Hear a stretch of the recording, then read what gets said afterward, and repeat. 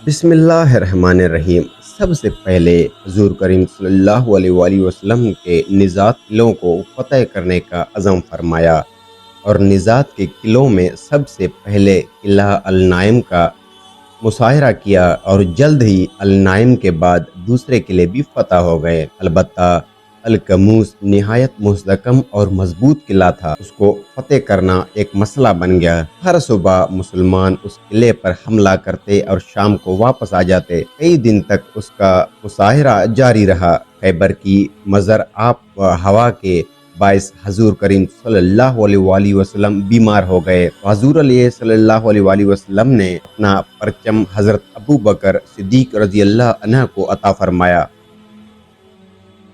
हजरत अबू बकर सिद्दीक ने फौज की कमान संभाली और किला पर हमला किया, लेकिन शदीद मुज़ाहमत के बावजूद कामयाबी नहीं हुई। खराब मौसम की वजह से हजरत अबू बकर सिद्दीक रज़ी अल्लाह अन्हु बीमार हो गए। दूसरे रोज़ हुजूर सल्लल्लाहु अलैहि वसल्लम ने उनकी जगह हजरत उमर को फौज की क़यादत सौंप दी और परचम उनके हवाले कर दिया। मजबूत किलों पर कोई ज़रब नहीं पड़ सकती। खैबर एक बड़ी आबादी या शहर का नाम है। यहाँ यहूदियों ने कई मजबूत किले बना रखे थे। ये निहायत ही ज़रख़ीर इलाका है। खेती बाड़ी और अजनास खुर्दोनोश इस जगह कसरत से पैदा होती है। उस इलाके की आब हवा कदरे ऐरत सेहतमंद है। खैबर सरजमीन अरब पर यहूदियों का सबसे बड़ा मरकज था। अहले हक ने जब यहूदियों को बाद अहदी झूठ और फरेब के जुर्म में मदीना से जिला वतन किया तो कबीला बनु नज़ीर खैबर में आकर आबाद हो गए। खैबर के यहूदी बहादुर और ताकतवर थे, मुसलह थे, दौलतमंद थे। खैबर के सोना उगती ज़मीनों और सरसब्ज व शादाब नुस्खातों की वजह से उनकी मुआशी हालत अच्छी थी।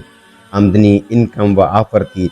आमदनी का अक्सर हिस्सा अहले इस्लाम को नुकसान पहुँचाने और उनको तबाह व बर्बाद करने की साजिशों में खर्च होता था। हजूर करीम सल्लल्लाहु अलैहि वसल्लम हतीबा के सफ़र से जुल्हज मदीना तैयबा वापस तशरीफ ले आए। यहाँ आकर हजूर करीम सल्लल्लाहु अलैहि वसल्लम को खैबर के यहूदियों की साजिशें के बारे में आगाही हुई। इस्लाह हदीस के बावजूद उन्होंने अपनी अदावत के तौर तरीके नहीं बदले। वो लोग बदस्तूर मुसलमानों के तिजारती काफिलों को खैबर के मुज़ाफ़ात से गुजरने की इजाज़त नहीं देते थे, ताकि मुसलमान शुमाली मुल्कों से इक़्तिसादी राब्ता कायम न कर सकें। यहूदी रेशा दवानियों को ख़त्म करने के लिए सैयदना हजूर करीम सल्लल्लाहु अलैहि वसल्लम ने फैसला किया कि खैबर की तरफ पेशकदमी की जाए। लिहाजा मदीना तैयबा में 20-25 रोज़ क़याम के बाद हजूर करीम सल्लल्लाहु अलैहि वसल्लम की खैबर की तरफ रवाना हुए। हजूर अब्बास बिन अरफ़त गफ़ारी को मदीना तैयबा में अपना नायब मुकर्रर फरमाया। इस्लामी फ़ौज की सिपह सालार हुजूर सल्लल्लाहु अलैहि वसल्लम खुद थे। इस्लामी लश्कर की तादाद 1600 थी, जिनमें से 1400 पैदल और 200 घोड़े सवार थे। गुज़वाए खैबर कुछ ख़वातीन भी शरीक सफ़र हुए। चंद ख़वातीन हजूर करीम सल्लल्लाहु अलैहि वसल्लम की खिदमत में हाज़िर हुए और अर्ज़ किया, हुजूर सल्लल्लाहु अलैहि वसल्लम ग़ज़वाए खैबर में यहूदियों के खिलाफ जंग के लिए तशरीफ़ ले जा रहे हैं। हमारी ये ख्वाहिश है हमें भी अपनी हमरा ले जाएं, ताकि हम मैदान जंग में ज़ख्मी मुजाहिदीन की मरहम पट्टी कर सकें, उन्हें वक्त पर दवा और पानी दे सकें।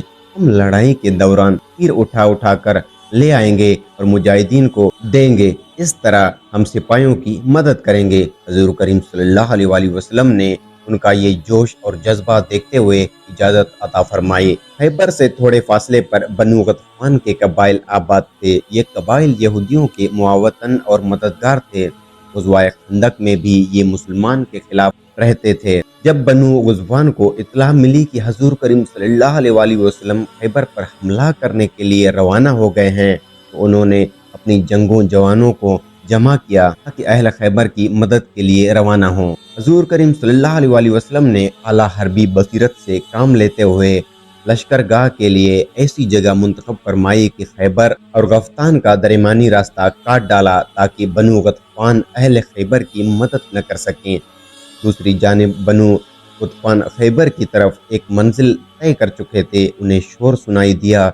वो समझ गए मुसलमानों के अहल व अयाल पर हमला कर दिया है। उस ख्याल से वो खौफज़दा हो गए। उन्होंने फैसला किया कि खैबर की यहूदियों की امداد کے لیے آگے بڑھنے کے بجائے اپنے اہل و عیال کی حفاظت کریں۔ دوران سفر ایک دن صحابہ کرام نے جوش میں آ کر نہایت بلند آواز سے نعرہ و تکبیر بلند کرنے شروع کر دیے۔ حضور کریم صلی اللہ علیہ وآلہ وسلم نے فرمایا، آہستہ، تم نہ کسی بھرے کو پکار رہے ہو نہ غائب کو، تم جسے پکار رہے ہو وہ تمہارے پاس ہے۔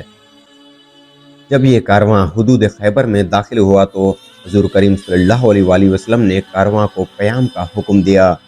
سب ٹھہر گئے اور یہ دعا فرمائی، یا اللہ، آسمانوں اور جن چیزوں پر آپ سایہ فگن ہیں ان کے رب، اے سات آسمانوں اور جو انہوں نے اوپر اٹھایا ہوا ہے ان سب کی رب، ہواؤں اور جن کی وہ لڑائی کر رہے ہیں رب، ہم آپ سے ان کی گاہوں کی خیبر اور اس کے باشندوں کی خیر سوال کرتے ہیں، اور یہ اس گاہوں کے شر اور اس کے رہنے والوں کے شر سے پناہ مانگتے ہیں۔ یہودی اپنے اپنے قلعوں میں مورچہ بند ہو گئے۔ انہوں نے اپنے اہل و عیال کو عقیبہ کے قلعے میں ٹھہرا دیا، اسی قلعے میں مال و اسباب کو بھی محفوظ کر دیا۔ گلے کے انبار اور اسلحہ کے ذخائر قلعہ النا میں جمع کر دیے گئے۔ فتح خیبر یہ صورتحال جب سیدنا حضور کریم صلی اللہ علیہ وآلہ وسلم کے سامنے عرض کی گئی تو حضور کریم صلی اللہ علیہ وآلہ وسلم نے فرمایا، کل میں یہ جھنڈا اس شخص کو دوں گا جس کے ذریعے اللہ تعالیٰ اس قلعے کو فتح فرما دیں گے۔ حضور کریم صلی اللہ علیہ وآلہ وسلم کا یہ ارشاد گرامی سب مجاہدین نے سن لیا۔ ان کی یہ رات پیچ و تاب میں گزری اور ایک خواہش تھی کہ یہ سعادت کو نصیب ہو جو صبح تو سارے مجاہدین بارگاہ رسالت میں حاضر ہوئے۔ وہ یہ جاننے کے لیے از حد بے قرار تھے کون سا خوش نصیب ہے جس کو آج پرچم عطا کیا جائے گا۔ آشوب جسم کی وجہ سے حضرت علی حضور کریم صلی اللہ علیہ وآلہ وسلم کے ساتھ نہیں آئے تھے۔ جب حضور کریم صلی اللہ علیہ وآلہ وسلم مدینہ طیبہ میں روانہ ہو گئے، حضرت علی نے سوچا حضور کریم صلی اللہ علیہ وآلہ وسلم جہاد پر تشریف لے جائیں اور میں پیچھے رہ جاؤں، بخدا ایسا ہرگز نہیں ہوگا۔ چنانچہ حضرت علی خیبر تشریف لے آئے اور حالت یہ تھی کہ آنکھوں پر پٹی بندھی ہوئی تھی۔ حضور کریم صلی اللہ علیہ وآلہ وسلم نماز جمعہ ادا فرما چکے تھے۔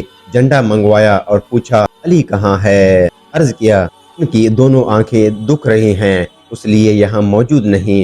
حضور کریم صلی اللہ علیہ وآلہ وسلم نے انہیں بلایا۔ جب حضرت علی حضور علیہ السلام کے سامنے تشریف لائے تو عرض کیا، مجھے نظر نہیں آتا۔ حضور کریم صلی اللہ علیہ وآلہ وسلم نے فرمایا، میرے نزدیک آ جاؤ۔